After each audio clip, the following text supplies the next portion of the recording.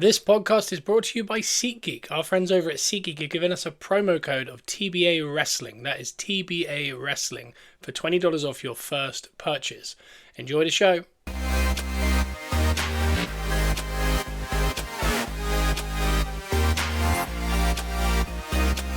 Welcome to Gunners Are Us, where we are positively Arsenal. And that we are. Well. So, I'm going to say this. It's a bit of a podcaster's dream. Yeah.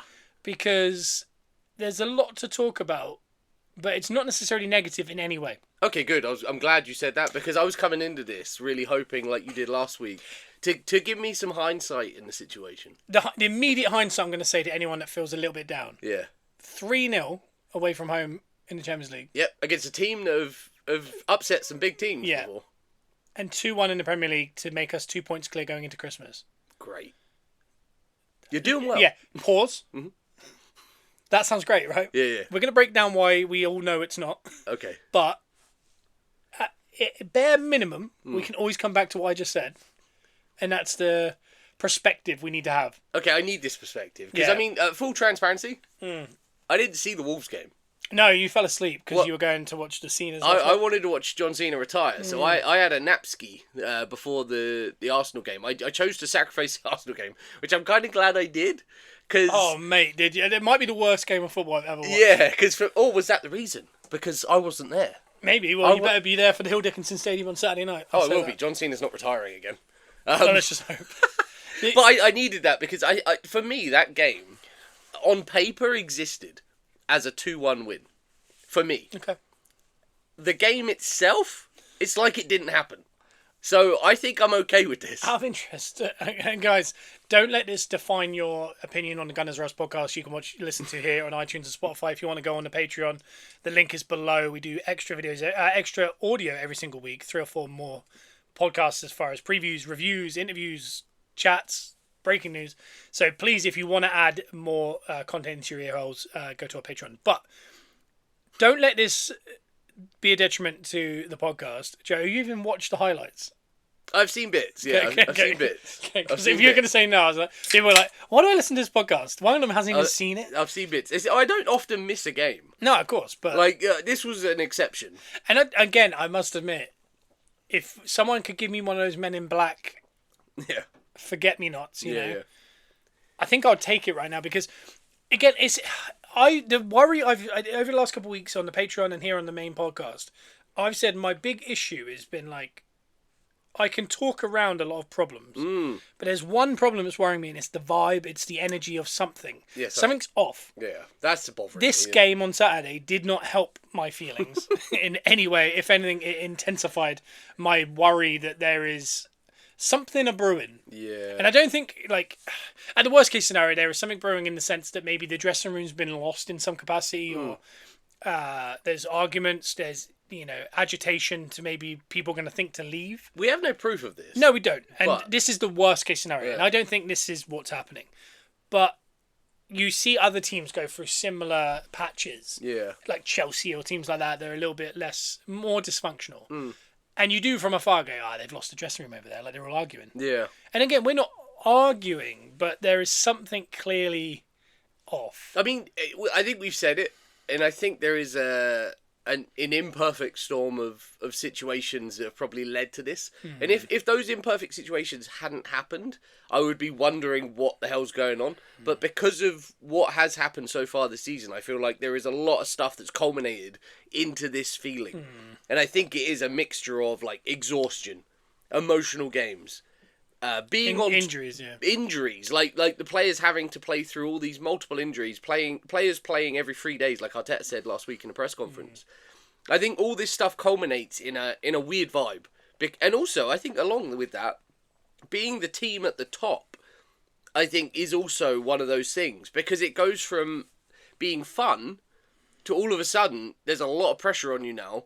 You've got to get the job done, not just within the club, but I mean from the fans. I mean, we've made all these purchases this season. We've bolstered the squad. I think the pressure is on now, and when you are at the top of your game, I think the fun disappears a little bit, and I think it has to, because you can't just keep having good vibes whilst being at the top. I think a little bit of the pressure, a little bit of the we need to win this. If someone's not pulling their weight, they're going to let them know. Because, look, we're at the top. Like, we're the team. We're the one everyone's chasing. So I think the pressure of being great does do that. Yeah. I know, I totally agree. And I think, top teams argue. And, in the NFL, they talk about it a lot. Like, in preseason, there's a lot of fist fights. Yeah. And people always like, oh, it's dysfunctional. And people go, like, people that have won Super Bowls and stuff go, oh, no. In the best teams I was ever in, there was always fights. Because everyone held each other accountable. Well, so, wait, Tom Brady. I mean, Tom Brady used to talk, when he was firing on all cylinders with the Patriots, the way he used to talk to his team, if someone wasn't pulling their weight... Yeah, it was unacceptable to It him. was madness. And that's what I mean. In the top teams, you're all working at a level of accountability and kind of like responsibility, and you're not going to get offended. No. Like an average person on the street, like if you're at work and someone says, that's unacceptable, do better. Yeah. Most people are sensitive enough that that'll upset them and maybe they won't do as, but Yeah. they'll do worse. Yeah. Because they feel, Because they're not top athletes and they don't understand No. that you're saying that from a place of we need to do well. Yeah, and I think there is a fine line between dysfunction and high level. Yeah. And we'll get to that because I think what we've got is we've got to start at the start of the week. Like this episode went up last week's episode. Yeah. And then we had the Club Bruges game. So we went away to Belgium for Club Bruges. Yep. We won't do too much on this because it's old news now. But we needed this win. Because we're going away to Inter, and I can't ever say the name, but we got a home game against Gyokeres. That is the last game. Yeah.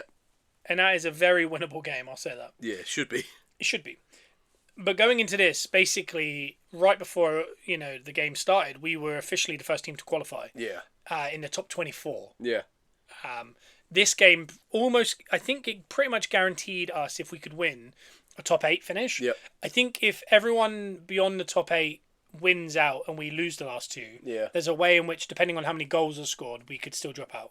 But it's very unlikely. So it looks like we're going to be in the top 8 now. Yeah. Which is huge. We're pretty solid stead. We're unbeaten. I mean. Yeah, the amount of points we have now is enough to qualify last year. Yeah. Well, it's not just unbeaten, it's no draws. No, it's just winning. It's 6 from 6. So 18 points.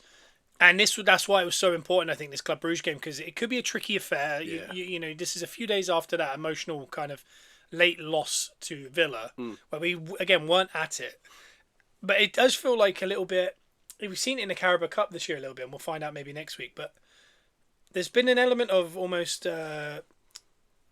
what's the... Jekyll and Hyde? Like two sides. Yeah, the league's kind of been a bit of a weird vibe, but the Champions League's been a whole different vibe. Yeah. And sometimes it's been a whole rotated team. And the same with the Carabao Cup is we've been putting out these teams that aren't necessarily the Premier League team. And you don't feel as strong about it. But they've come in working almost better than the Premier League team. Yeah. Again, it's different circumstances. You're playing different teams with different thoughts going into... And the Premier League team is in a grind. Like, the Premier League is a grind. Yeah, it is a grind. And there's a pressure as well. And with the Champions League, I think we've created a nice balance there. And we went away, and if you remember, we had Madueke, who obviously had a big coming out party in that game. We said that last week, that he was one of the players that needed to show up in that Bruges game. That he needed to make a point, because we were starting to get some weird vibes about him. I know we've learned he can be a grumpy guy from the teammates. He's a grumpy Gus. He's a grumpy Gus. But, I mean, he did exactly what we said he needed to do in that game and just show up and show us. Yeah, because we really liked the look of Madueke at the start of the season. He got the injury, and since he's been back, I don't think any of us have been overly impressed. We felt like we're getting the one that Chelsea said we would get. Yeah. But this game was not quite the opposite, because I actually think of Chelsea had games like this that... Which is the reason why people at Arsenal wanted him and why a lot of us had him in our fantasy team. Yeah. But the team we put out that game was David Raya. We had Ben White playing I think it was his 3rd game in a row. Yeah. In 7 days. Starting Norgard, Christian Nørgaard at centre-back. Yeah. Hincapié, Lewis Skelly. I was interested by the Lewis Skelly one because Calafiori was suspended for the Wolves game. Yeah. So I thought almost guaranteed we were getting a Calafiori game. Yeah. But he's given Calafiori, by the time he plays at Hill Dickinson Stadium on Saturday, would have been off for nearly 2 weeks. That's very good, because we've been relying on him a lot. Yeah, and in amongst all this, I think the reason he actually didn't play was there was a knock. Yeah. Of course. Yeah. But we had Moreno back in midfield. By the shout out to Moreno, by just doing as much as he can. Heck yeah. Odegaard back in at number 10 role with Zubamendi, who could not catch a break on getting some time off. Yeah. And then up front we had Martinelli, who has been kind of our shining light in the Champions League, I'd say. Yeah. Madueke on the right, and then Gyokeres back in the starting lineup up front. The game was... It was kind of a nothing game, I must admit. Like, once it started, I realised like they don't have much. Yeah. And I think they did create more chances than we... That's the thing, is like in the Carabao Cup and the Champions League, teams are creating a lot more than they do in the Premier League. Yeah. Because we're kind of a slightly different team. Yeah. But we're kind of more open, and there's a funner watch. Yeah. Whereas in the Premier League, teams don't have many shots on target. They're starting to, Yeah. because of the amount of changes we're having to do in the defence and tiredness and all that kind of stuff. But they never created anything that I was really, truly worried about. And then a little bit of magic from Madueke. Because he picks the ball up almost in his own half. Yeah. He kind of bodies a guy and works his way in field, then hits it off the beams right down into the goal. Like, it was just one of those goals you just go, what's just happened? Yeah, where'd that come from? And he runs off. And this is the nice vibe, is he runs off and goes and gets Arteta, who's like... Arteta's doing that thing where he's like ignoring the goal. Yeah. But he has to kind of smile because Madueke's running at him with that giant smile. Yeah. And then he starts like high-fiving him and that. And that's kind of what we want to see, isn't Yeah. it? That's the thing we've been missing. Bit of togetherness. Yeah. In recent weeks kind of thing. But that was an unbelievable goal. Start the second half. Zubimendi does unbelievable work on the left side. You know, weird cross that kind of beats everyone. Yeah. And Madueke has the easiest kind of header back in his life. And then later on, Martinelli gets his 5th goal in 5 in the Champions League. First time ever anyone's done that. He's quietly breaking by the way, records. That goal also was an unbelievable goal. Yeah. Cuts in on his right foot. Yeah. Puts it around the far side. And if he can start doing that with Saka doing what he does on the left, on the right, that would be really beneficial to us. Not just that, I can't even imagine there's been that many Madueke headed goals. No, not many. Nice as well. We saw Salmon come on near the end. I think he's the third 16-year-old we played in the Champions League or something like that. Mad. And the other two were Jack Wilshere and Max Dowman. Wow. So 16 or younger, I believe. Calafiori came on late on in the day. When Eri came on, it actually looked very good. Yeah. This is the first time I've been really worried about when Eri. I want him to pull through. Saka came on for Madueke and Jesus came on for Gyokeres. And there was a big conversation because, if you remember, Gyokeres didn't really have any chances in the game. Yeah. This is becoming a theme. Yeah. Jesus came on and had about 3 shots on target in about 10 minutes. Yeah. And the only thing I'm going to say, I think I'm a Gyokeres defender. Big time. And I don't think he's the smartest or best player we've ever had at Arsenal. I think he's, somewhere between... I don't want to say anything too rough. I was going to say Julian Baptista. Yeah. And someone better than that. Okay. I can't tell, but there is something about him, and people are saying, like, but how's Jesus getting all these chances? Because Jesus is going to the left wing, vacating the middle, and you know what I mean? Like, if you are a betting man, and obviously, bet responsibly or woman, the guys you're going to put the money on to get the shots on target are Martinelli, Trossard, Saka, Madueke, You're not necessarily always going to pick Moreno or Gyokeres. It's not always the guy in the middle, right? No. And do you know why? It's the way we play. It's because if the centre forward isn't there, if he's there, the wingers are going to get chances. Yeah. Think of Firmino at Liverpool. Salah would score 30, Firmino would get 12. It's the new way of the striker. Yeah. Sometimes the centre forward gets 12 goals, and the reason he gets 12 goals is because he has to bloody do all the work to allow Mane and Salah, or in this case Martinelli and Saka. Yeah. How well's Trossard done this season? It's very well. How interesting is it that Trossard's doing so well this season? Oh, yeah. With the new centre forward. Yeah. And Saka's obviously doing what he usually does. Yeah. But it's just interesting that we now have a left side that scores. Yeah. That's new. Yeah. What's the only thing that's changed?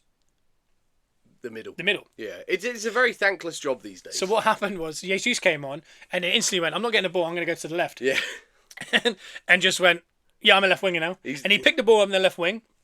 He came in field like Martinelli would, and he shot. Yeah. And again, the shots weren't great. Yeah. They were just soft to the goalie or whatever. But that's what Gyokeres isn't going to do. He's not going to go put himself next to Martinelli and be like, I'm bored, I'm going to get the ball and I'm going to have a little shot. Yeah. Because he stays his ground and he goes, I'm going to go 90 minutes and I'm going to stay in my position. Yeah. And if that means I touch the ball 4 times and nothing happens, so be it. I am not going to come out of position. Yeah. You know how many times we talked about people like Moreno or Havertz or... not a great example right now, but I'm going to say Rooney dropping deep or, Harry Kane, another not a great thing to say because Harry Kane is unbelievable. Yeah. But he also sits between the centre backs sometimes, and you're going, why is he there? Yeah. But then he knows what he's doing. He times his run. Yeah. Gyokeres isn't going to do that. No. He stays there and he goes, give me service, I'll score. And I know there's a big argument in a minute that he's starting to get service and he's not there. Yeah. I don't necessarily agree because I think the two chances they're thinking about are Rice at Villa, which I think is miles ahead of him. And I mean, he would have to have been offside to get to it. Yeah. And then I think this week against Wolves, there was something got flash past, and I can't remember what it was. But again, it was another one where I was like, I don't think that's fair to say that was service. Yeah. I mean, this guy's whole career has been based on being put in from the halfway line, him running at goal and then smashing it in. Yeah. You're never going to get the opportunity at Arsenal. I know people say Martinelli and stuff like that. That's late in games, and usually Gyokeres is off. Yeah. His game state and his style doesn't suit what we do. No. And he's trying to come to grips with it. But the only thing I'd say is there's a lot of work he's doing, and Arteta's done the same, said the same, Rooney said the same. Ramsey, this week, Aaron Ramsey, who's played with some unbelievable centre-forwards, including Ronaldo, even Sanchez at Arsenal, he's not a centre-forward, but, unbelievable player. Yeah. Van Persie, he's played with some of the best forwards of all time. Yeah. And he's saying, no, Gyokeres' movement's unreal. They're just not finding him. Yeah. And his work he's doing. So if Aaron Ramsey's sitting there watching the games and going, I'm more likely to believe Rooney and Ramsey than I am the professionals a Twitter account that's saying Yeah. he's not scoring enough. And again, I think at the end of the season, Martinelli, Trossard or Saka combined are going to have 50 plus goals and he's going to have 10. And everyone's going to go, he was a flop. And I'm going to go, no. No. If we win the league, he's not a flop. But the thing is, like I said, Firmino never scored more than 13 goals in a season. No. But how much do we all rate Firmino? Yeah. And again, he had a Jesus quality to him that was very exciting. He was fun. Flamboyant. His build-up play was unbelievable. Mm-hmm. Gyokeres' build-up play is not. It's very clunky. Yeah. But what he's doing is he's drawing. And I know people hate this whole concept now. They're saying, "Oh, you can't just keep saying he's drawing." I think I'm going to say Elton Prince sent me a meme that will that I feel like will he's very much laughing at. It's a very. I don't know what I'm searching. It is a very thankless role now. I think the way these new strikers play, it's very similar to I said it before, but when Haaland came to the league, Haaland very much when he was at Dortmund, his goals were like you said, like what Gyokeres was doing at Lisbon, is playing the ball through and he's just through on goal and he smashes it in. That's what Gyokeres did. That's what Haaland did before he got to the league. We saw Haaland struggle when he got to the league because he had to develop a new style of play. It takes time. And again, Haaland's smart. Like Haaland is a generational talent. Like it doesn't matter how good Gyokeres plays, he'll never be Haaland. No. Haaland is a one of a kind. He's a freak. And again, he's found literally against the best defense in the league, he ran from the halfway line this year and scored a goal. He found it. Yeah. That's what top players do. They kind of draw people out and then they capitalise. That's the thing that Gyokeres has got to find out. I love Gyokeres. But I think he has to, over time, find what a lot of these players find. Like you said about Kane. These players have to find a way to eventually figure out how to score as well. Yeah. Havertz did it. Havertz was put in a very thankless position, and then Havertz managed to find the net. Well, that's what a lot of people were kind of... It's such a hard conversation because Havertz is a centre-forward now. I think I dare say, I think Moreno's a centre-forward now. Yeah. They found it. They found out how to do both. They find a way of, when you think of Havertz, he scored goals. Yeah. When you think of Moreno, he scores goals. They score more than Gyokeres. Yeah. So you're going, wait, so Gyokeres is staying in the centre forward position and not scoring. They're dropping deep and, building up play, and they're scoring more. Problem is, when when Moreno plays, who doesn't get the goals as much? It's him. Yeah. It's not the wingers. Yeah. When Gyokeres plays, who's getting the goals? Trossard, Saka. The way in which he's playing helps the wingers get their goals. Yeah, it's the way Moreno in that play, even though it's great build-up play, who's scoring the goals? Havertz and Moreno. Yeah. And again... But I will say, when I watch the Arsenal games where Gyokeres is playing as opposed to Moreno or Havertz in that position, the defence, very much... I've never seen someone get fouled more... Yeah, he's not getting any protection. Without getting the foul. It's because he's a big lad as well. It doesn't help him. The defence is literally wrestling him to the ground. So he's controlling the ball, keeping it, popping it off, but getting fouled at the same time. But the referees aren't picking up on this. They're literally letting the defences bully him. So they're treating Gyokeres like, oh god, he's like He's a big guy. It's like he's the Incredible Hulk, and they're Yeah. trying to tie him down. Whereas when Havertz and Moreno play in that position, Moreno will get a lot of fouls. Havertz will get some fouls, but they're not getting bullied the way Gyokeres gets. What he bullied. has to do is what Haaland does, because Haaland doesn't get many fouls. Is he just throws the guy to the ground? Yeah, And he's got to getting fight away back. with it sometimes. Yeah. Like he needs to kind of do that. This was the meme that Ellen Prince sent me, and it's Robbie and the guys from AFTV, unfortunately, standing up and clapping and smiling, and it says Arsenal fans when Gyokeres finishes the season with 5 goals, but opens up the spaces for Saka and Eze. But that is on the money. Like that is what he's doing. It is. That's the thing is. I'm a Gyokeres defender, and I'm open about that. Yeah. Am I getting close to the point where I go, I agree that he is doing that, but he has to score? Yes. But what I don't think is good is I think he really started to find his stride as he got injured. Yeah. He's then been out a month. Yeah. And again, he hasn't... I think he's been worse in the 3 or 4 games that he's kind of showed up in since Yeah. than he was at any point pre-injury. Yeah. I think he's been really poor. But I also think the whole team's been poor. Yeah. The vibe's different. It's hard to Yeah. it's hard to judge any of the players based on that. It's like who was talking about it? They were saying there was a centre forward at a team that was struggling, and they were like, put him in that team. Yeah. Everyone's talking about how we're one of the best forwards. Yeah. Because the team are good. Yeah. You know, like Salah. Yeah. Last year, he plays exactly how he does right now. But Salah's the scapegoat now. But last year he was unbelievable. Yeah. He's playing the exact same. It's just the team aren't good. Mhm. You know, if the team aren't good, Yeah. you don't look good. No. You know, No. when you remove half our defence, all of a sudden we concede a lot of shots and goals. Looks weak. Yeah. Yeah, so it's hard to gauge whether he's come back worse or whether he's come back into a worse team.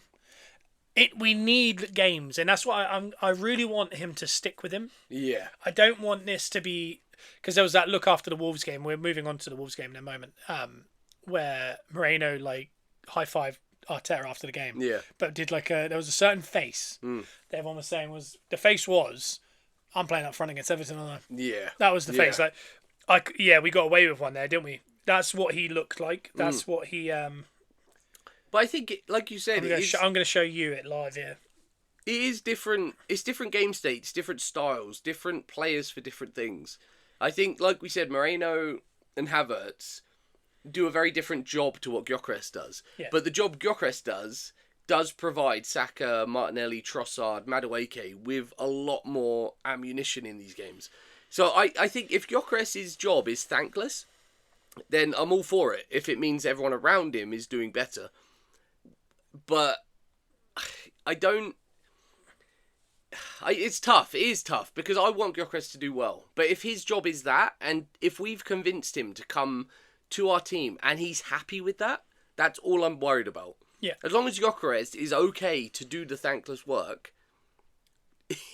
Yeah, I just showed Joe the Moreno Arteta interaction. That was rubbish, wasn't it? Yeah. Like that was. You're going to need me to do my thing. Yeah. Yeah.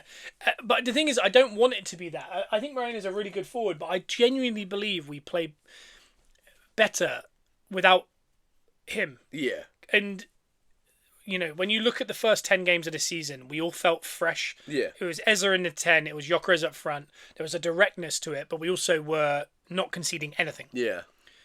When you bring Havertz or Moreno types back in and Odegaard, and I mean, I like what Odegaard does. He sets the tempo, he touches the ball a lot. Yeah. He presses and all that. He's dropping too deep. Yeah.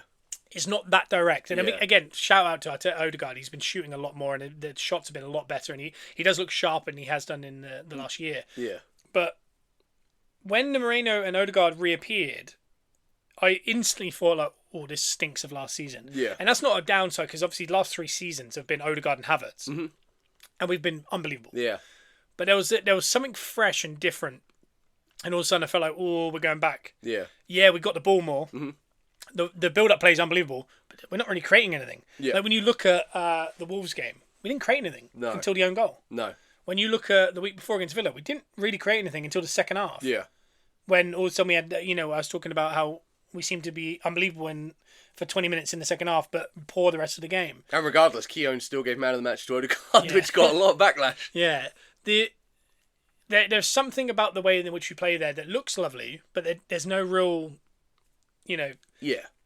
tangible anything. Nothing to sink your teeth into. Yeah, and again, and people go, well, Moreno scores goals, Yeah, but there's something. Whereas then when Gyokeres and Eze are in, That's a pairing. It's more direct. Yeah. And even Trossard, I'm going to link in there. And there's also been a correlation of the last, month? We feel like we've kind of gone off the cliff. Yeah. What's happened in the last month? Gyokeres left the team. Yep. Yeah. Odegaard came back into the team. Yeah, Eze came out of his position. Eze came out, Odegaard in, Gyokeres out, Moreno in. Yeah. I don't think that's a coincidence that the change in form. Again, people could play into the missing centre-backs. We're missing all sorts of players. People playing too regularly. Yes, but something... There is definitely a tangible difference, I think, between those two and those two. Yeah. Another one is Trossard. I think Trossard seems to be the only one that understands Gyokeres. Yeah. Yeah. And that is not a worry. It's just maybe something we need to always pair. Like, if Trossard's been unbelievable this year. There's no way this guy shouldn't be playing games. Yeah. When Trossard's playing, he seems to find Gyokeres. Like, I don't know if you saw, but in the end of that Wolves game, once we got the goal, Gyokeres all of a sudden, he started to have like a movement. And the whole team did. Yeah. Almost like a weight had been lifted. Yeah. But it was Trossard chipping it into his, he's taking down his chest, turning, getting shots away. Yeah. Trossard was knocking it across goal and Gyokeres was like millimetres away from tapping it in. Yeah. I think there's something between Trossard and Gyokeres that is going to be very fruitful. Yeah. But I just wonder if you're going to play Martinelli, maybe you don't. You play the Moreno or the Havertz type, and if you play Trossard, you play the Gyokeres type. I don't know. When it's that way round, I mean, like when Odegaard plays over Eze, it's very right-sided heavy. When Eze plays and it's Gyokeres Trossard, it's very left-sided heavy. When Martinelli plays on the left, we stay very right. So it's it's dependent on what side of the pitch we're using majorly. Well, I think a lot of people's issue with the last couple of weeks as well is like Villa play quite. They're going to come onto us, right? Yeah, yeah. They can leave some spaces. And we decided to play Moreno and Odegaard and sit. Yeah. And it felt like that was the team in which we could have had Gyokeres going the other way. Could have got at them. And then we knew Wolves were going to sit back. And he put Gyokeres on. Yeah. And he put, do you know what I mean? Like It's like they're going to have to chip away at it more. Yeah, it felt like he had the game plans the wrong way around those teams. Like, I'd rather Gyokeres running at an open Villa majority of that game. Yeah. And then against Wolves, I'd rather Moreno have been up front because we're going to have him penned in. Yeah. I'd rather a guy who's looking for a give and go or a header or something than Gyokeres who's looking for a little bit of room to get a shot away. Yeah. You're not going to get that room when a team has got 11 players in the box. And that's what moves us on. We're going to move on to the Wolves game. And I said it on the podcast last week, but it had to be a professional 3-0 win. But we kind of put a caveat on it, which it needed a good vibe to it. Yeah, it needed to be a feel-good Saturday night game against the bottom team. Because we played Brentford under the lights of the Emirates a couple of weeks ago midweek. And again, midweek makes it a different atmosphere because people are coming from work. And it's just a different feel. Yeah. And we said it needs something, a professional 2-0 win. Yeah. What we got was a professional 2-0 win in hindsight. Yeah. But in watching that Brentford game, luckily Moreno scores that goal after 10 minutes. We break their low block in. Yeah, opens it up. Then what happens is they don't come out because at 1-0 you never change the low block. No. Because they're still looking for that one goal. Yeah. It's only once you go to 2 that teams will come out. Yeah. We get the early goal. We then create nothing for pretty much 80 minutes. Yeah. And then Saka scores on 90 minutes. Yeah. And with the 10 minutes to go, if you remember, the game got stretched where we were starting to sit and it looked like Brentford were going to draw. And we were starting to go, oh my God, they're throwing in long throws. Yeah. They had us penned in. Yeah. And we were going, oh, I can't believe we're going to draw this. Then what happened was Saka got loose. Yeah. Saka scores. It goes to 2-0. And in hindsight, 2 weeks later, we go 2-0 win, professional. Yeah. But on the night, we all went, got away with that. Yeah. Didn't have the vibe of this Wolves one, but we got away. Basically, everything that we did in that Wolves, the Brentford game, happened again in the Wolves game. Yeah. It's just the little things didn't break for you. For example, we scored after 10 minutes. That really takes the pressure off. Yeah. But they didn't change the fact that we started to drop off with the 10 minutes to go. Yeah. And we were asking for a draw. It's just that Saka killed the game. Yeah. So in hindsight, 2-0. The Wolves game, they set up the exact same. Low, dirty block. And a lot of people were saying, they absolutely opened up for Man United that week on the Monday Night Football. They lose 4-1. They play a basketball game with Man United. Then a few days later, they go prime AC Milan mid-90s. Yeah. And go, we're going to be the best defensive team you're ever going to have to try and unlock. Yeah. I have no clue why that happened. Again, probably because they're more worried about us Oh yeah, if you're the bottom team playing the top team, at theirs. yeah, I mean that is a moment where you're going to have to say like, because Man United are a bit of a, I'm not going to say easy target, It's but so much fun to watch. it's a bit more of a, well, like we saw it with the Bournemouth game on Monday. They're a bit more of a team that's They're expansive. they're loose. They're like when you watch them, Amarin has found he's taught them how to play the style he wants. Yeah, Because they're now starting to play like Sporting, yeah, but they do not know how to defend, and that's what makes them so exciting. Because Yeah. against Wolves, it's just basketball. Yeah. Every time they went forward, they're very similar to how they played open day against us. Every time they went forward, it felt like they had an extra man, yeah, yeah, and we were like, "Oh my god, we can't stop it." yeah, When that system's done right, it's unstoppable. yeah, Like they score 4 goals. yeah, yeah, Man United scored 8 goals in 2 games. yeah. It's a lot of goals. They also conceded 5. Yeah, they're very open. They're Yeah. a bit more of a, if you're going against Man United, you feel like you got a shot. It's a shot to take down a big scalp. Yeah, Like, but they're not going to stop trying to attack, and they're just I think Man United are one of the funnest teams to watch. But whereas if you play an Arsenal team who are top, and all professional managers and players can see how good Arsenal Yeah. is.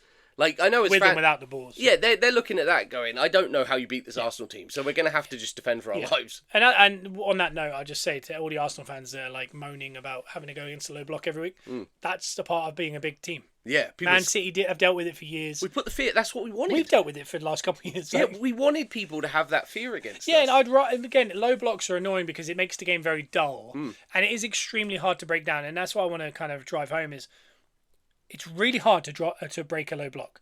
From Barcelona under Pep to Pep Man City to Arsenal right now Yeah, to Wenger back in the day. yeah, When teams decide they're going to do that in the Premier League yeah. and they stay concentrated for 90 minutes, Top level athletes, yeah. other than a mistake, like a lapse of judgment from the defending team, a set piece, or a moment of magic Yeah. from a distance, Yeah. you are not going to score. No. Regardless Okay. of if they're top of the league. Doesn't matter how they're- good you are. They're a Premier League defence. Doesn't matter how good you are. Yeah. When you have 11 men in the box, it is impossible to score without those 3 things. Okay? So I'm not against the idea that this Wolves game looked dodgy, because if the team are going to play like that, it's hard to look flamboyant when they're just there. Yeah. Because you're just going to go side to side and everyone's going to go boo. Yeah. Then you're going to shoot. It's going to hit one of the 11 men in front of you. Yeah, yeah. Everyone's going to boo more. Yeah. It's very hard to break down. We've got better at it, but what we did was we got very good at set pieces, because the only thing you can guarantee with low blocks is you're going to win set pieces. Yeah, yeah. Because they have so many men around the ball. If you shoot, it's going to deflect for a corner or a throw or something like that. Yeah. So usually what we've started to do is we use set pieces to break open a set low block early doors. Yeah. Once that's broken, there's a little, maybe a yard difference. Yeah. Once you break them open a second time, it's all the floodgates are open. Better off. With this one against Wolves, we couldn't create anything, and what frustrated me was in that first half, we won about 5 or 6 corners. Yeah. We didn't put any of them in. We took them all short. Yeah, weird. And we were sitting there, like, I was watching it going, what? We're very good at corners, unless the data is saying do not do that against Wolves. Yeah. But I mean, from the data that I've seen, Wolves aren't very good at defending corners. Get it in there. We're very good at scoring corners. Yeah. We're not the top team anymore. Yeah. Man United are. So they're not doing these league tables of open play goals anymore, No. because we're not the top. No. It's not a problem No one anymore talk because about we're it not the anymore. one doing Yeah, it. not talking about it. Yeah, anymore. Chelsea are above us, Man United are above us. No one cares anymore. Yeah. Anyway, we got these set pieces, and I was thinking, we can't break them down. We've created nothing. Can we not just put this in? Yeah. Nope. And then eventually, right at the end of the half, Rice puts this unbelievable one to the back post. Yeah. Great movement forward. Martinelli's left, absolutely open goal. Headers it just up in the air. Yeah. Open goal. And Arteta said it after. He said, that was the chance we were waiting for in that first half. We would have broken up the low press, the low block, and then we would have gone on to win that 2 or 3-0. Yeah. But he said, I don't expect my forward Yeah. to miss from a yard out Yeah. with his head. Yeah. And I understand that. I agree. Yeah. But it made me go, why did we take 1 of 7 and we instantly had an open goal when, what if we had taken the 6 before? What would have happened? Do you not feel like that may have been part of the plan, though, was to Lure them out? lull them in? I think that's giving them way too much But credit. you lull them into a false sense of security, because they're going into They're that like, game. oh yeah, we're not having to deal with these. Yeah. Yeah, So maybe. so on the pitch, they start to get a bit lazy, a bit tired, and they're not thinking. We're drawing men out of the box to go to the short. Yeah, so every time we get the corner, they're now thinking, oh, it's okay, we can deal with this. And then we pop it in, and they're like, oh, God. I agree, but I do think I almost feel that's like we're giving them too much credit. I think it's just, I don't know. I just watched it and I thought, and again, we might have put one in and they cleared it, and I thought, yeah, maybe they just know something we don't. Yeah. But the first time we put it in, open goal. Yeah. Anyway, it's half time, but in that first half, another thing to talk about is Ben White tried to play his 4th game in, 10 days? Yeah. After not playing. Of not playing. And by the way, starts, 90-minute starts. Yeah. Yeah. Again, it's not because he wants him to, but I started to think, was this not, we talked about on the podcast, was there not a game for Salmon to start? Yeah. Or maybe Josh Nichols? Yeah. You know, was there not an ability, I know we don't have someone like Partey who can maybe sit in that right side, but I started, and what I didn't like was he moved the whole centre back 4 apart, and there's an argument. So basically, Ben White was they had a really good chance on the counter attack, Hwang, and Timber does unbelievable to get back and kind of push him off balance, but Ben White's trying to keep up, and his hamstring just goes, and it looks like he can be out for about a month. So I don't think it's a full tear. Okay. I think it's just kind of like a pull. Yeah. But it was. We were playing the injury lottery by playing him again, you know, and that's not a Ben White problem. That's any player problem. Yeah. If you have 6 months off and then someone goes play 90 minutes 4 times, high intensity, traveling across the country and Europe, and do it every 3 days with no recovery days, they're going to test. It's like keeping your car in the garage all winter, and then you randomly just want to go for 100 miles in 5th gear. Exactly. For me, I think they should have. And as soon as I saw the team news, Saliba was available. So I thought, okay, Saliba and Hincapié. Yeah.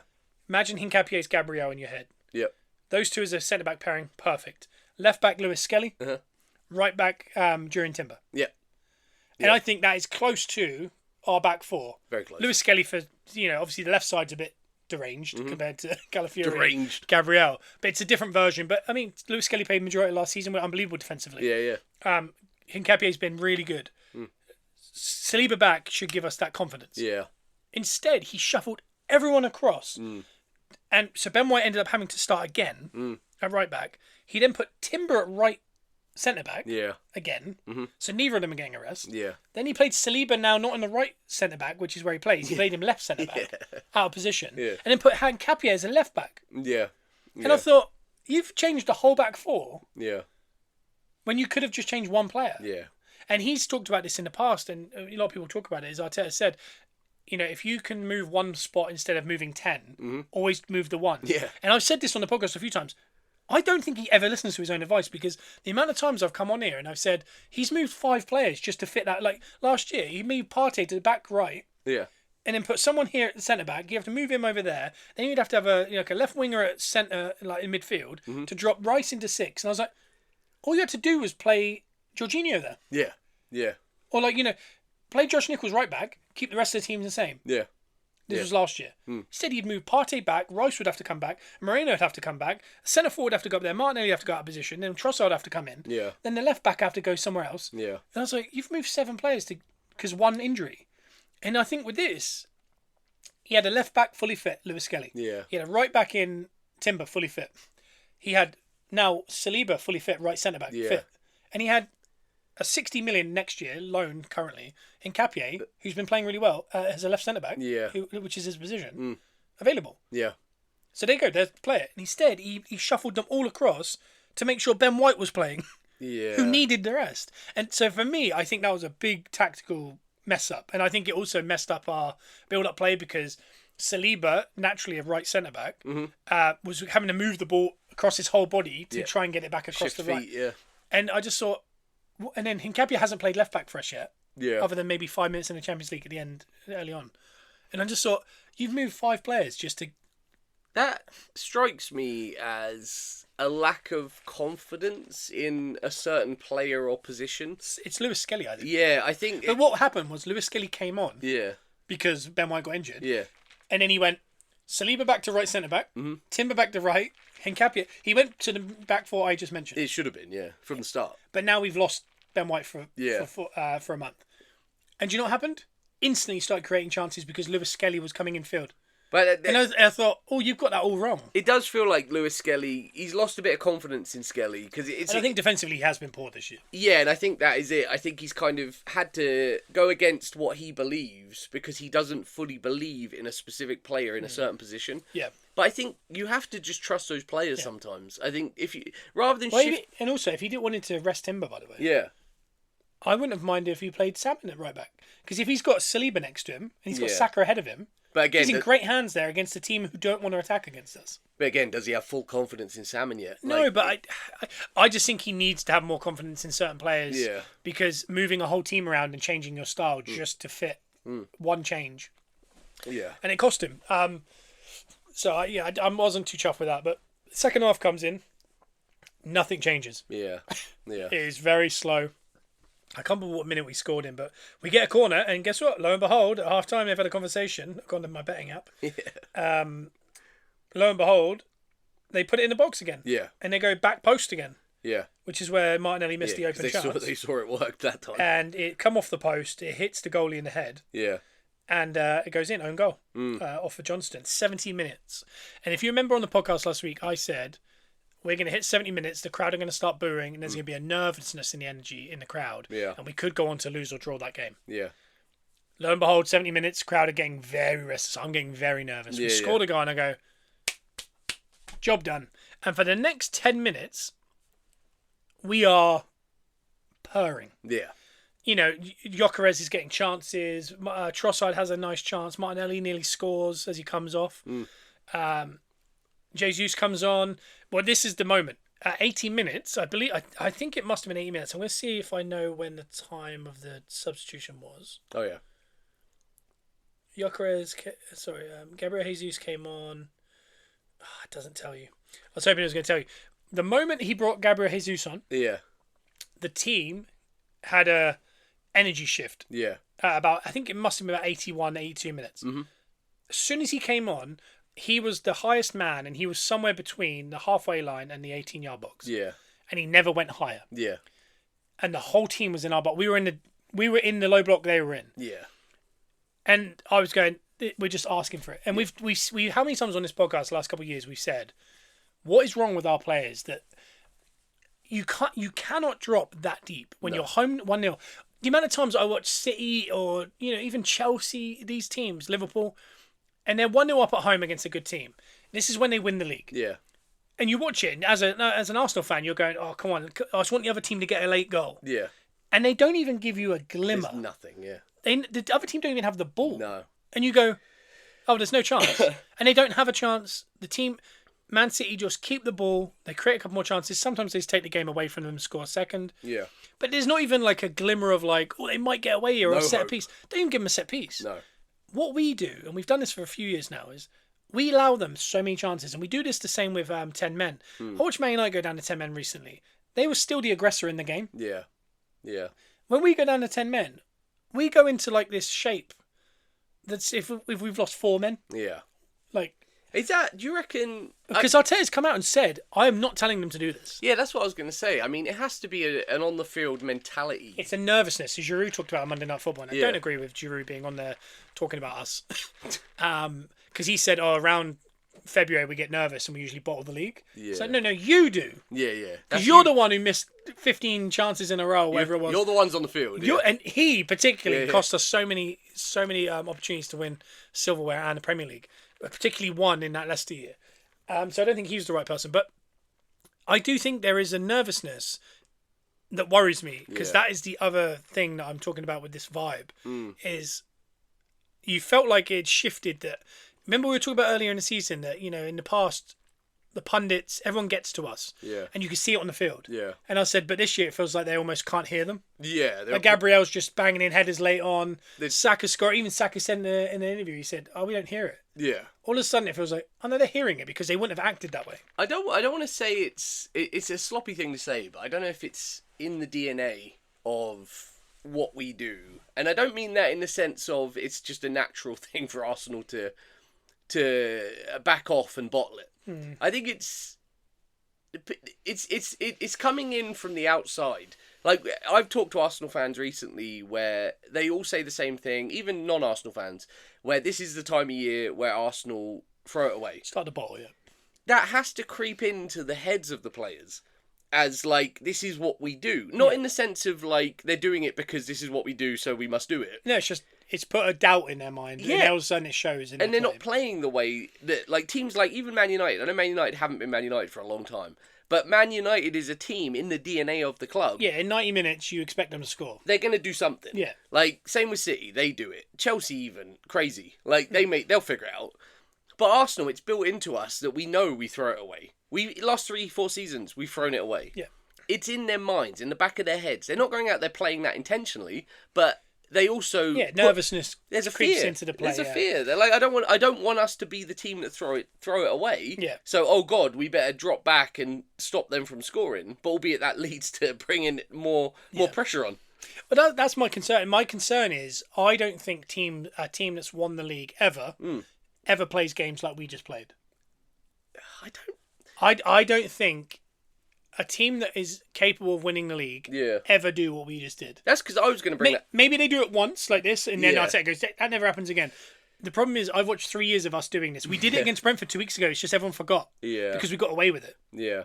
You know, my issue is I don't think a team that is good enough to win the league ever plays the way we did. You can go into a low blocking like big games. Yeah. You know, if that was against City and we dropped in and we dug it out, everyone would go, "Wow, they weren't great." But you know, what do they say? When you don't play well, you still win. Yeah. That's what champions do. Yeah. They don't do it the way we just did it. Yeah. And again, some people would say like, they score, then we score. Yeah. That's what champions do. Yeah. But I don't think they do. Because if Liverpool this season, what did they keep doing? They were doing what we just did. Yeah. Yeah. They were awful. Yeah. They would get deep, they would concede, and they would score. And in the first 5 games, remember they were undefeated. They scored 1 5 from 5. Yeah. But we all went, they're not good though. No. We played like Liverpool of the first 5 games. Yeah. Where people couldn't tell if that was like, that's what champions do, or that's just sloppy. Yeah. They're getting away with it. And I think it's more on we got away with that one. Yeah. That didn't feel like what champions do. I felt like we got away with it. Well, I was going to make that point because a lot of the conversation I've been having with Arsenal fans is we played badly, but we won. Like, it's... That's the benefit. In the past, a lot of these games are the ones we do lose against these teams. We actually got a win, regardless of, like, what happened on the field. I know in years to come, we're not going to remember that performance. Mm-hmm. All we're going to remember is we got 3 points in a game against Wolves.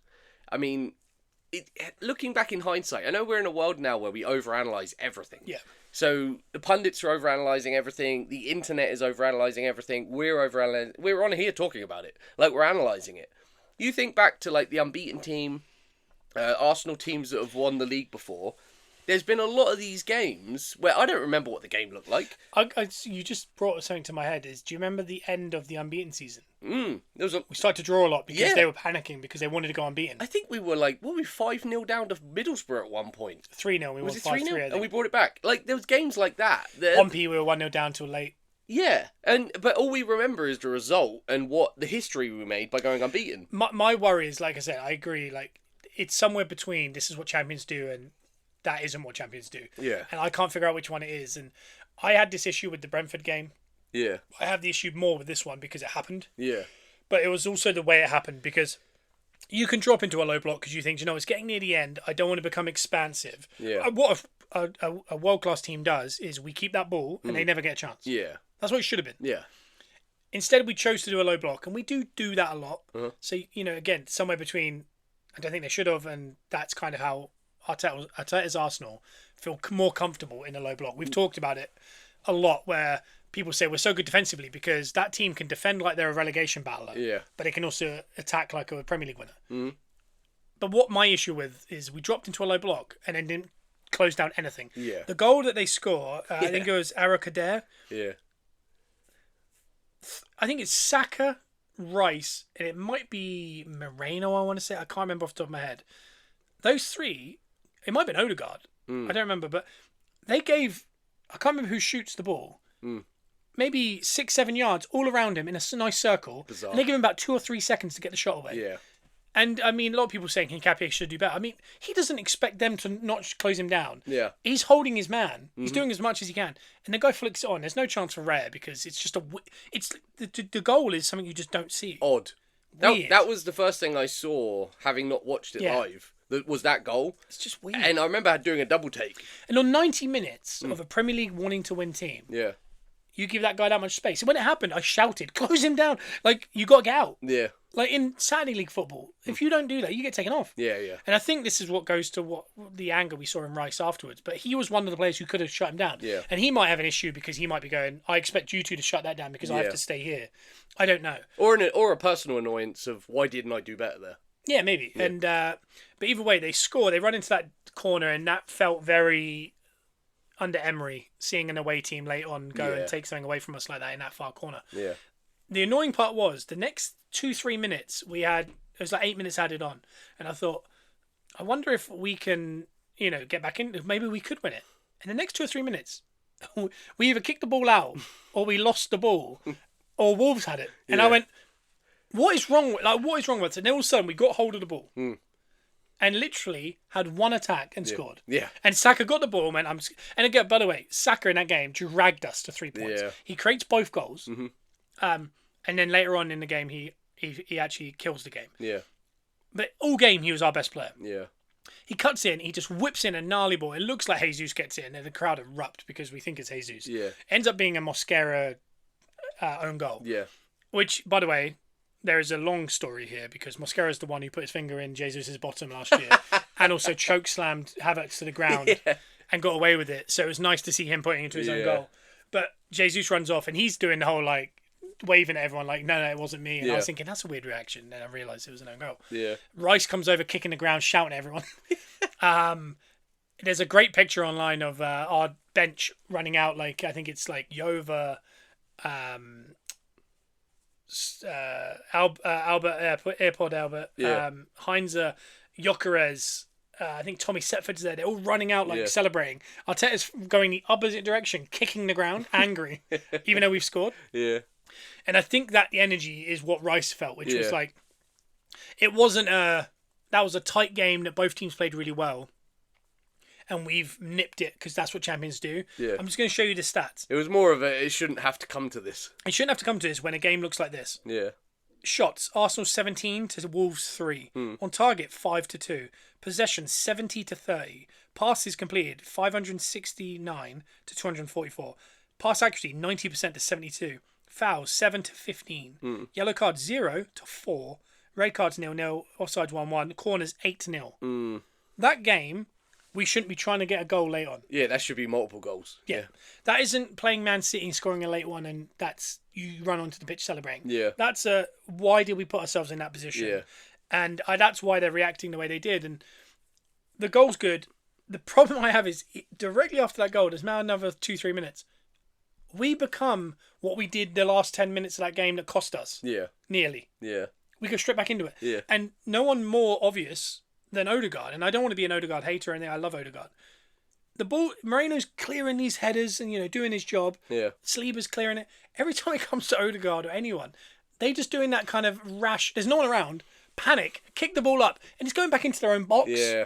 And he's waving his arms and you're going, be calm. Yeah. For whatever reason, just relax. Yeah, draw a foul. Just get it downfield like something. Yeah, and eventually we clear one. And Saka brings down a lovely touch. He brings the player a little shimmy, knocks it past him, gets pulled down. He wins the foul and allows us to get to the halfway line. And that essentially ends the game after about another minute where we can kind of go to the corner. And you're just like, why couldn't everyone do... Saka's just doing what you expect a top-level player that wins the league do. Yeah. That's what you expect Bernardo Silva to do. Or someone like Haaland. Just, take the pressure off. Game's won, all right? Yeah. Instead, our captain's waving his arms and panicking, kicking it up in the air. Yeah. And he's got time. Yeah. And you're just thinking, and this goes back to obviously the week before Odegaard doing the in-betweeners dance in the box when Ben Diaz scores the goal. Yeah. He's touching around and he's not doing anything. A lot of busy dance, yeah. Yeah, it's like, to put a tackle in. Yeah. And again, with the goal that they scored, there is a big issue with not closing that down. Yeah. I don't know. I've never seen a Premier League team not do that. Yeah. I've seen relegated teams still close that down. Yeah. It's a very confusing. And after the game, Gabriel's celebrating on the pitch and Rice comes off and Rice refuses to shake his hand and just pushes him away. Yeah. But Rice is a little bit strange. But I think it's because he was more annoyed and apparently there was press people heard Odegaard and Rice shouting in the dressing room afterwards. And not at each other, but not at the team, but just kind of just frustration of that game. And there's been reports since that apparently Arsenal stayed in there a while and there was a team meeting about the lack of Don't do that again. That wasn't acceptable. Yeah, but the problem is the fact that we're having to do that. It's good that they've sensed it, that they didn't think that was acceptable. I'd be worse if they were all celebrating that like Chelsea did last night against Cardiff. Yeah, You shouldn't be having to celebrate shushing and stuff. League One team. Yeah, you shouldn't be celebrating a winner like that. You shouldn't be. Yeah. Why is no one talking about that? And I think I'd be more angry if the whole team were on the field celebrating like we did against Bournemouth that time, because that shows an emotional like panic. Yeah. I want them to realise that wasn't acceptable. We shouldn't be winning that game like that, especially against the bottom team. Yeah. As important as the 3 points was, but the worry is that that's the first time I've gone that we're the exact team we were last year. Yeah. And the team that we were last year are the team that have a lot of injuries and then start to bottle games like that. The only plus of that, though... Which we would have lost that. Is, one, we would have lost that. Drawn it or lost it. Yeah. And two, they can now learn from that. Yeah, if we don't do that again. Yeah, if they could... And again, I think of Chelsea, this is the positive side of everything because I've been a little bit negative, but Chelsea under Conte lost 3-0 to us. Yeah. They couldn't figure out anything. They were a very wishy-wash team. Yeah. They went on to never lose again that season. Yeah. And they won the league. Mm-hmm. So teams can change a lot in a season. And I'm hoping maybe we look like a new team. Maybe we were just glossing over it and there was deeper issues. Maybe that was the moment where they went, there's a deep issue. We needed that. Let's reset. Let's have some time off. It looks like this week the news came out that Mosquera's not going to be back till the end of Jan, and it looks like the Gabriel won't be back till January even now. Yeah. But Havertz is eyeing up a return in December somewhere. Nice. Either way, he gave them 2 days off. So if you saw on social media, Moreno took his dog and his wife or whatever to some cottage, and Timber did the same, and they all seem to be in cottages around the country. I don't know what was going on. Rice was in a cottage. Yeah. Who else did I see in a cottage? Trossard. I don't know what happened, but he sent them all to cottages. But they were given 2 days off. Yeah. Which is good.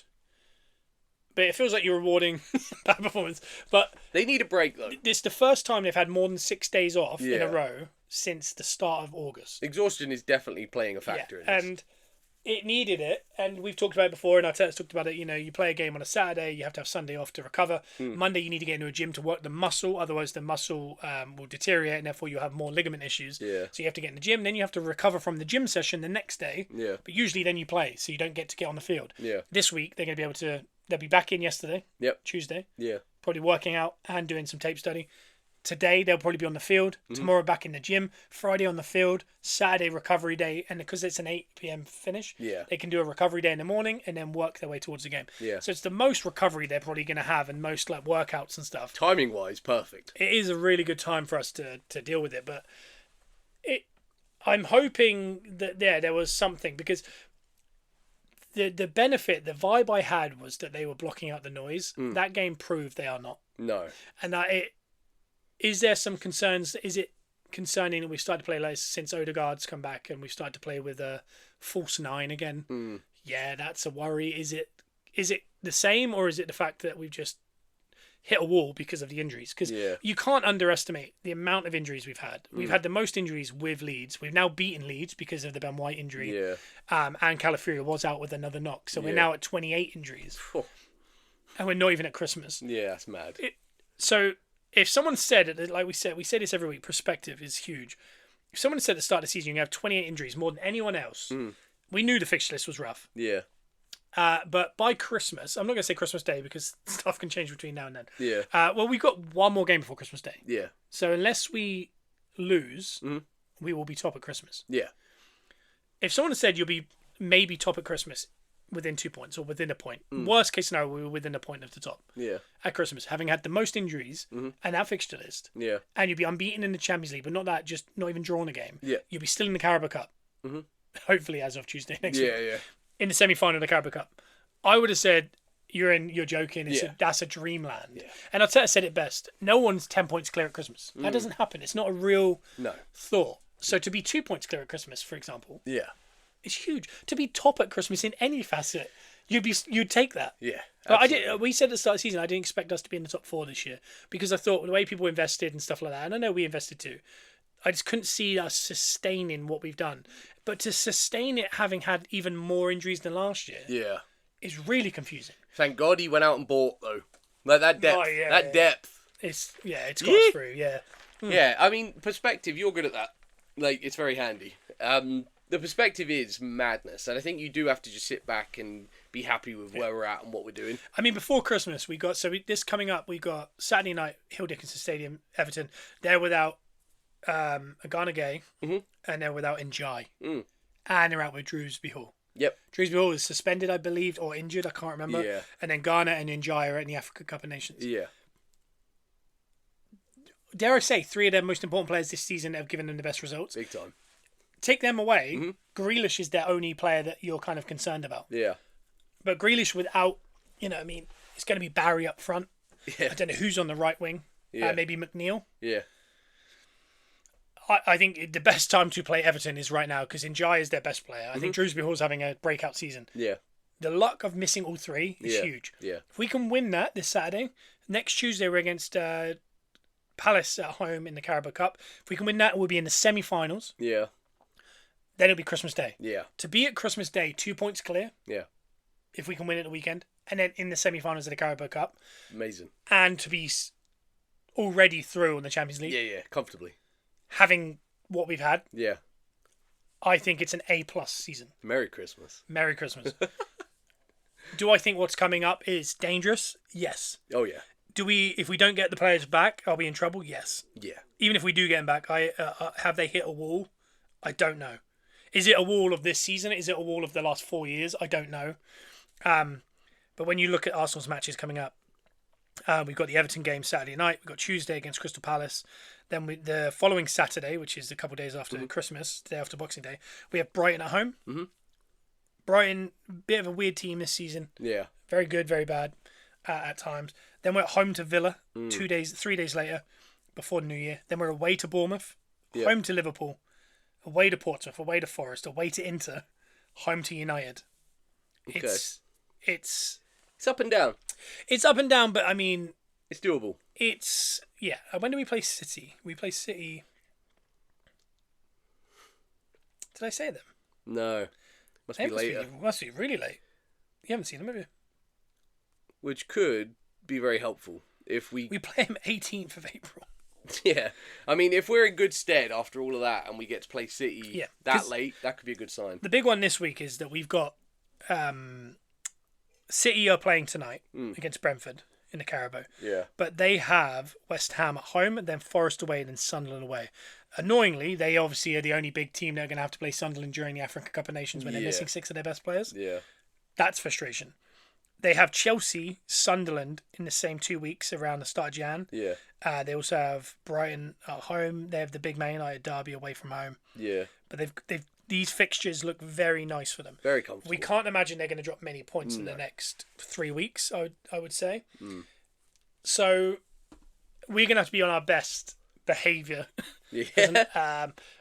It's about taking each game as it comes. I think not to get too far ahead, and we could lose to Everton at Hill Dickinson. That is very possible. Yeah. And we could be 1 point behind them at Christmas. And I think once they take that lead, that's hard. We are not getting back. Yeah, we are not getting back. It could, and it could all come down to that game we've got in April. I don't think at no point this season did I think, we're winning the league.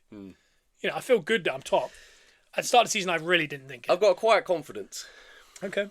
The only other thing is that Chelsea point deduction could happen. Yes. Which I don't think they were in a title race with Chelsea as much as they thought they were after they beat us 1-1. Yeah. And that wasn't a Freudian slip what I just said.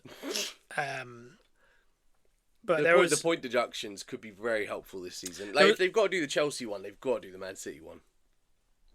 Yeah, so basically, I'm just reading a story. Man City given 115 charges update after imminent claims amid Arsenal, Chelsea and Tottenham wait. Yeah. The wait for decision in case of Man City of 115 charges really goes on as the club have been given an update on where the process is right now.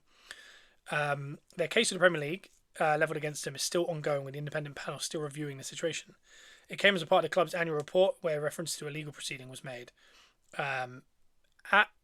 As at the date of publishing these financial statements, the independent commission is still in the process of reviewing the matter. It looks like it's not close, even though it was talked about that it could be coming by the end of the season. Yeah. But what's the frustration is teams like Chelsea and that who are kind of dealing with it immediately. Yeah. Whatever way, the Man City lawyers are keeping it at bay at the minute. There was some hope that the outcome would be imminent, potentially coming out before Christmas, but now seems unlikely as the new year beckons. Speaking back in late November, Man City's former advisor Stefan Borison said, "I think Simon thinks it's going to come out next year. I think it still could come out before Christmas. The decision has been made imminent for quite some time. There's not a lot they can do. It doesn't take that long." But it's not a great look on the Premier League because they are dilly-dallying on this. You can tell it's because what we've talked about in the past. Yeah. Do they want to upset the Man City owners? Yeah. Do they also want to set a precedent that then City are going to come at you every time a team like Chelsea or Arsenal or anyone have any kind of FFP issues? 100%, yeah. They're going... But the thing is, they didn't mind throwing Everton and Forest the last couple of years under the bus. Yeah. They're about to throw Chelsea under the bus. Yeah. They don't mind doing it. But City, they're holding back. And I don't know if it's because of they're just the best team in the league, but they need to set a precedent because otherwise, I think if they get away with it, open season for Chelsea and Newcastle and other teams. City being City, it strikes me as something they're going to do post-season.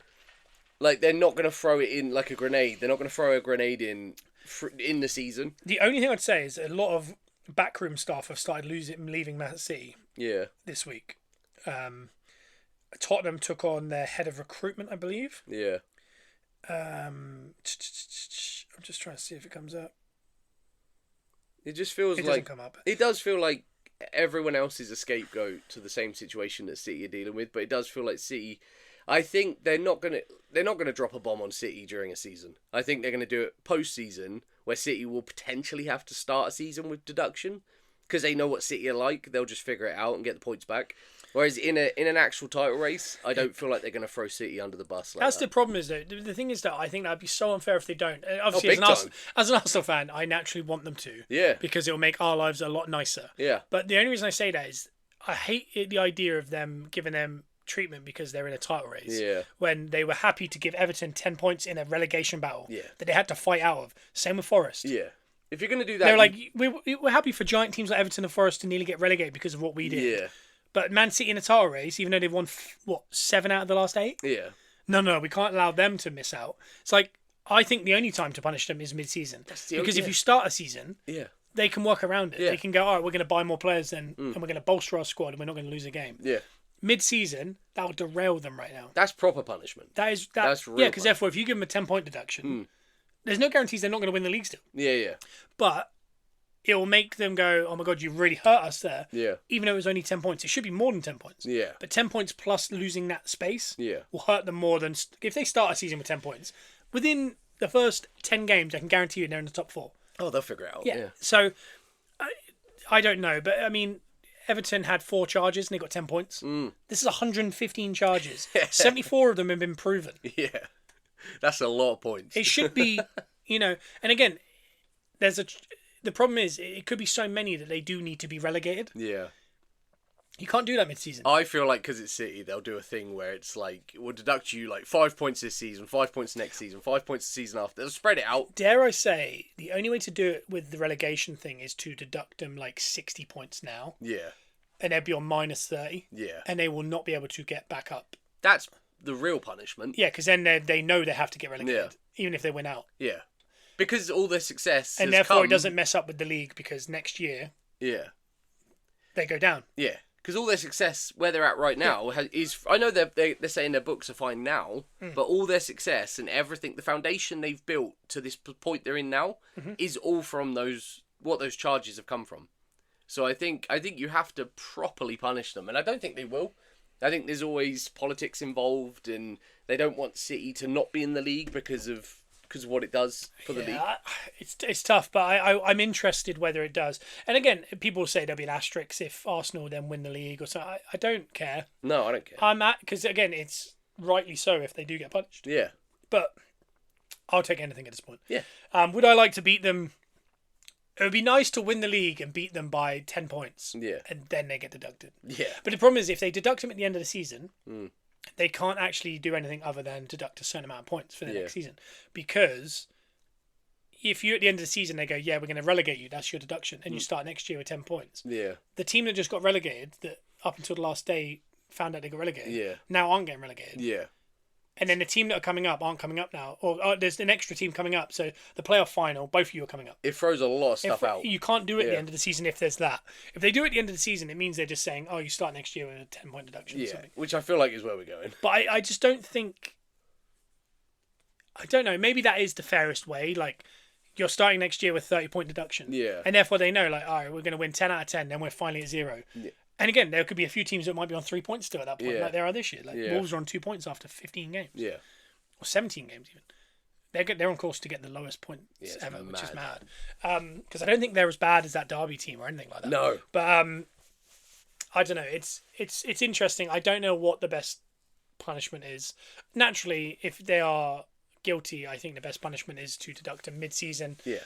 I know that's from an Arsenal fan, but I think that's the way you hurt them. Yeah, take away all the work they've done. 50-point deduction, pop them down to minus 26 or whatever it is that they would be currently on, and then watch them have to try and figure it out. And it's also that kind of prolonged punishment because the fans will be going, it doesn't matter how hard we try, how much we win, we're getting relegated. And then next year we have to deal with the championship and half our players are going to leave.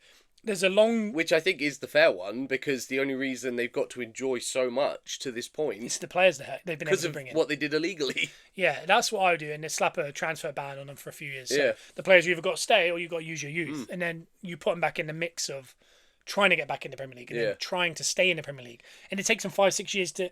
Again, once they're in the Premier League again, they're probably going to buy every player. But because they have to do it legally because... They're balanced now, But they won't be in the Champions League, so they won't be making the money, so they won't be able to buy everyone. Yeah. So I think it gives them a Newcastle vibe of having to work their way back up. Which is what they should have been doing. Yes. From the start. So that's the fair one, but because you talk at asterisks. It just doesn't feel like, and this is probably why they're taking so long, it doesn't feel like real life that they'll ever get deducted any points. No. Even though teams have already been deducted points. It's so big that none of it feels real. And there is an asterisk. Like, you talk about asterisks. This whole Man City situation that we've had since they've become what they are now is all asterisked. Because of what this is. I know, and that's what people want to... And even Chelsea, the one they're about to get slapped with, is over the Roman Abramovich years. Yeah. It's 2 Champions Leagues. It's 2 Premier Leagues. 3 Premier Leagues. Yeah. An FA Cup. Yeah. There's an asterisk on all of them. But I know their fans won't care, because their fans got to enjoy the experience. That's the thing, is they should remove the trophies from them and say, you experienced a win, but they don't exist. So like when, fans put up the little polls of like, when Chelsea sing "We're Champions of Europe," you can't sing that. Yeah. Remove that. Yeah. And then they can't sing it, because if they sing it, they're like, no, you haven't. Yeah. You cheated to do it. Yeah. So no. Yeah. You're just like us.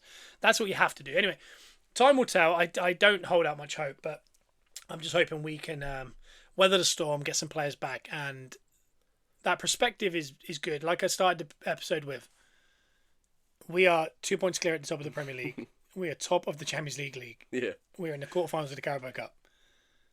Can't really complain. It feels good. Yeah. Well, hopefully, guys, if you've enjoyed that, go check us out on Patreon. Check us out on the web browser version. It will be cheaper if you wanted to pay the monthly fee than doing it through the app.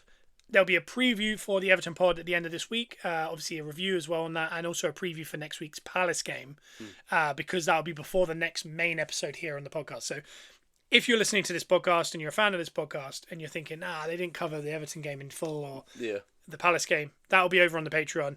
And then this time next week, we'll be back here on the main feed, iTunes and Spotify. Give us a 5-star review, where we'll be talking about the week that was, including that Everton game and that Palace game, and getting geared up for the following week, which will be the day after Boxing Day, home to...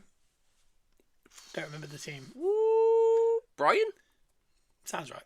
Let's go with it. Anyway, I hope you enjoyed it. We'll see you next week. Heck yeah. Bye. Bye.